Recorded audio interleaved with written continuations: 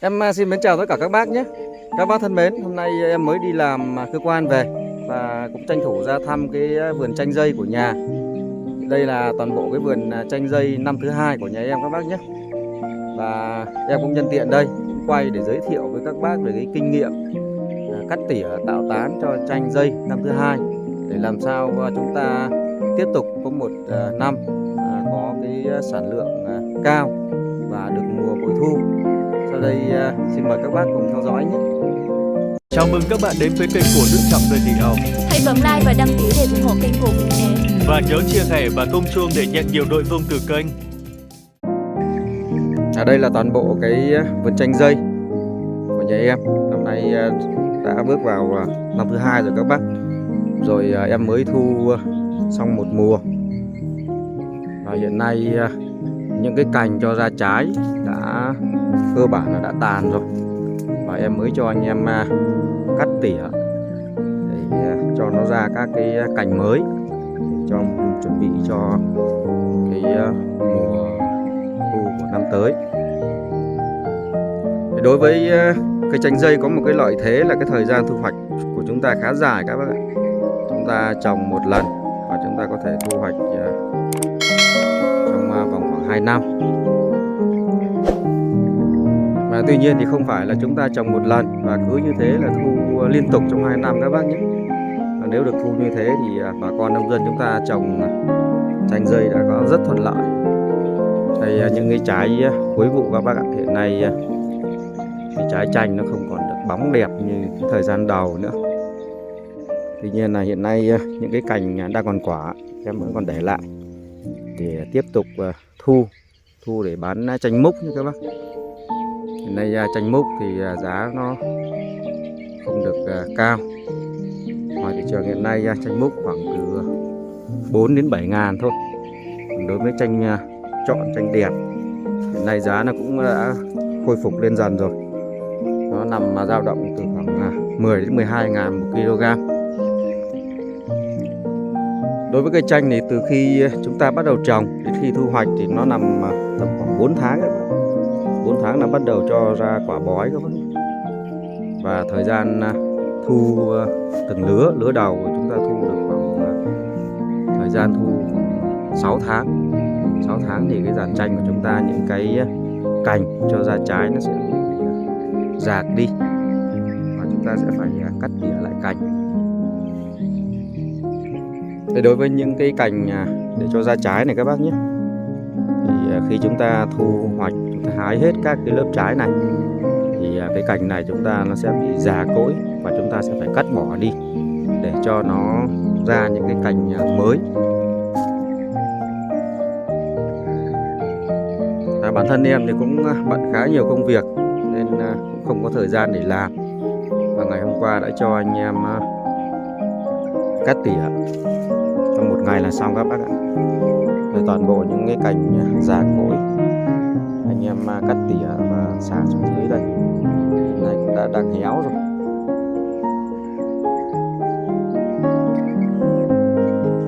Thì để cắt tỉa cái cành này làm sao cho nó đúng cách, đúng kỹ thuật thì chúng ta cũng cần phải tìm hiểu, tránh trường hợp chúng ta cắt tỉa để cho cây chanh nó ra quá nhiều cành, nhiều ngọn, dẫn đến cái khi nó ra quả thì cái chất lượng quả nó không cao và cái giá thành nó sẽ bị thấp, chúng ta bán ra ngoài thị trường rất khó. Đối với cái cây chanh thì đối với năm thứ hai thì cái gốc nó khá to nha các bác. Hiện nay là cái gốc chanh rất to và khỏe. Khi chúng ta chăm sóc, quá trình trồng làm cỏ tránh va chạm làm chảy xước cái gốc cây chanh này, nó sẽ ảnh hưởng rất lớn đến cái cây, rất dễ bị nấm bệnh và có thể khả năng là chết cây. Thì đối với những cái cành để chúng ta cho thu trái này, khi chúng ta thu hết nó già cỗi, ví dụ như cái cành này, cái cành này vẫn còn một trái này anh em vẫn để lại các bác. Còn như những cái cành đây là sau khi thu hết trái thì chúng ta sẽ tiến hành cắt tỉa nó đi. Đối với quá trình cắt tỉa thì cũng đơn giản thôi các bác. Thường thì như kinh nghiệm của em thì em tìm hiểu và cắt cành thì em để khoảng 15 đến 20 cm, tức là từ cái cành cấp 1 này ra chúng ta để khoảng 2 đến 3 mắt là được các bác nhé. Chúng ta cũng không nên để quá nhiều cành. Chúng ta để khi chúng ta cắt tỉa mà để cái cành này nó dài quá, nó khoảng 4 đến 5 mắt thì dẫn đến là các cái mắt này sẽ ra các cái cành tiếp theo các bác. Đây, cái mắt này hiện nay đang nhú cành rồi. Và khi chúng ta để như vậy thì nó ra sẽ rất nhiều. Ví dụ như một cành này nó ra khoảng 4 đến 5 cành con, thì dẫn đến là cái vườn chanh của chúng ta sau này rất tùm, và chúng ta cũng phải mất cái công đi cắt tỉa cành nhiều. Vì vậy thì theo em thì các bác làm cũng nên để khoảng 2 đến 3 mắt là cùng thôi. Đây, như cành này em để 2 mắt, hiện nay đang ra một ngọn đây rồi, và ngọn này cũng đang nhú. Thì khi 2 ngọn này nó ra, nó sẽ thõng xuống và cho ra trái, và chúng ta sẽ tiếp tục được thu hoạch. Khi chúng ta cắt tỉa cành đúng kỹ thuật, đảm bảo được thì cái cây chanh nó ra nó sẽ có đảm bảo độ thoáng mát, và nó ra cái lượng trái vừa phải, sẽ đảm bảo được cái chất lượng trái, nó không bị xốp các bạn. Đối với cây chanh của chúng ta mà trái mà bị xốp thì đảm bảo bây giờ ra thị trường chúng ta không thể bán được, rất khó bán. Thì trước khi chúng ta tiến hành cắt tỉa tạo tán thì các bác cũng lưu ý giúp em là chúng ta nên cắt nước. Chúng ta cắt nước khoảng 10 đến 15 ngày trước khi chúng ta cắt tỉa, để cho cây nó có cái độ già cây các bác nhé. Khi chúng ta tưới nước nhiều thì các cái ngọn nó sẽ phát triển mạnh, thì chúng ta cắt dẫn đến các cái ngọn chanh này nó sẽ ra không đều.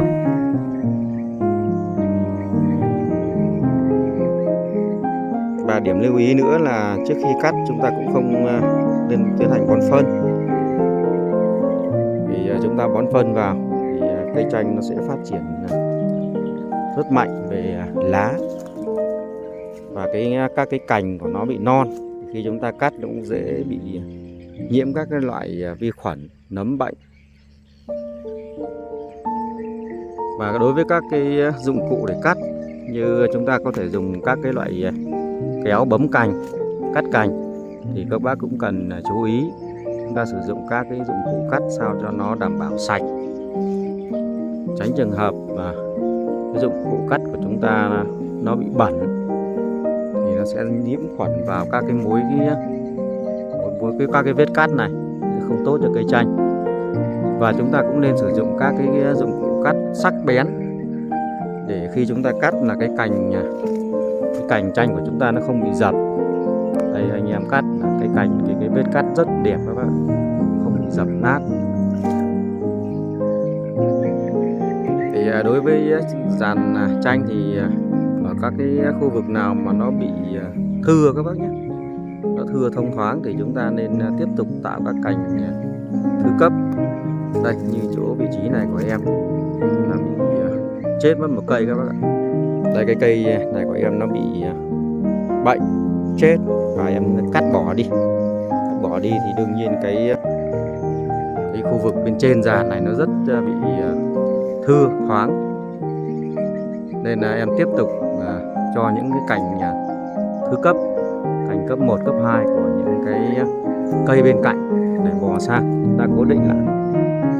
Đây, chỗ này em cố định lại và để cho nó chạy theo kín, phủ kín cái đoạn chúng ta cây bị chết này. Đến khi các cái cành thứ cấp này nó chạm ngọn vào nhau thì chúng ta cũng cấm ngọn, và để cho nó tiếp tục phát triển các cái cành cấp 2, cấp 3. Thì trong năm các cái khu vực này sẽ được phủ kín đều như những cái vị trí khác mà cây không bị chết. Còn đối với các cái khu vực mà có cành thứ cấp đi qua, tuy nhiên thì do cái mắt nó bị thưa và ít cành thì chúng ta quá trình cắt cành chúng ta sẽ để nó dài hơn và nó để nhiều mát hơn, nó sẽ sinh ra nhiều cái cành con, sẽ đảm bảo được cái độ dày khu vực bị thưa này. Sau khi chúng ta cắt tỉa xong, cắt tỉa tạo tán xong thì cây nó sẽ phát triển khoảng 3 ngày là các cái vết cắt nó sẽ khô các bác nhé. Thì lúc đấy chúng ta có thể phun cho một lần thuốc, chúng ta sử dụng các cái loại thuốc phòng trừ nấm bệnh để đảm bảo cho các vết cắt của chúng ta nó không bị lây nhiễm các cái loại vi khuẩn gây đến nhiễm bệnh cho cây chanh.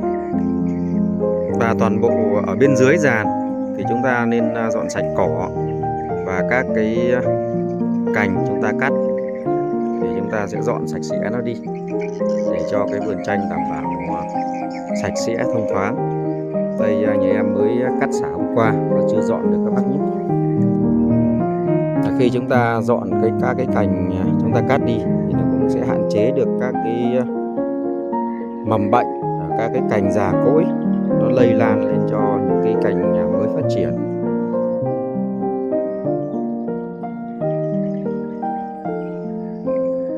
Khi cây chanh chúng ta mới tỉa cành xong thì chúng ta cũng không nên bón phân ngay các bác nhé.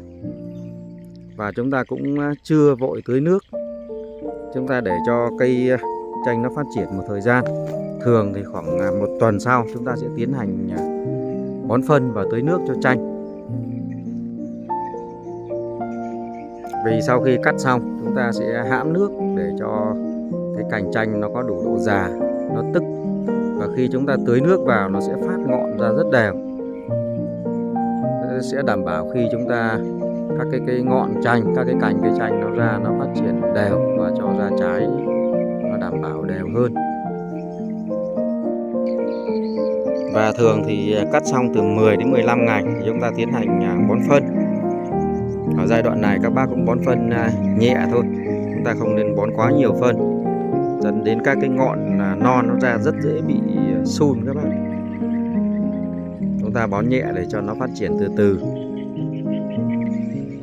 Và cho đến khi các cái cành của chúng ta, cành mới của chúng ta nó ra đảm bảo độ dài và sắp sửa cho nó ra hoa thì chúng ta thúc nhiều phân để cho nó đảm bảo đủ cái dinh dưỡng để cho phát hoa và đậu quả.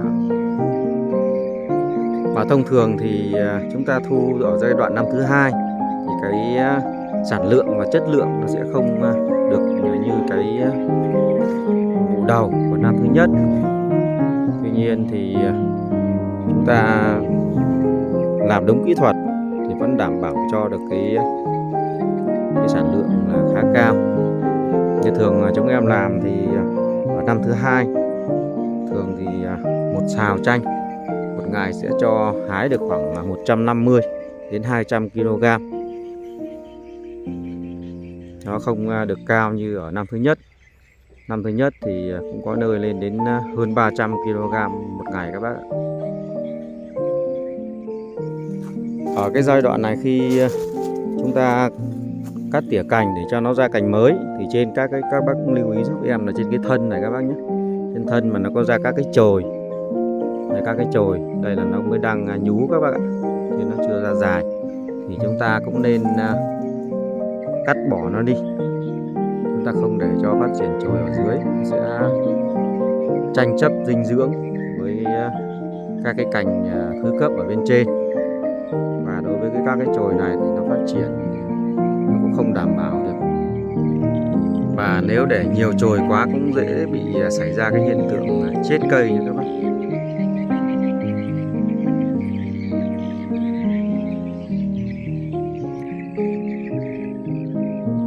Như vậy là cũng tranh thủ lúc đi làm về chúng ta thăm cái vườn chanh dây ở năm thứ 2 mới được cắt tỉa cành từ ngày hôm qua để tạo tán để cho chuẩn bị cho một mùa vụ mới. Em cũng quay để chia sẻ với các bác về cái kinh nghiệm cách cắt tỉa tạo cành và chăm sóc đối với cây chanh dây năm thứ 2 của nhà em.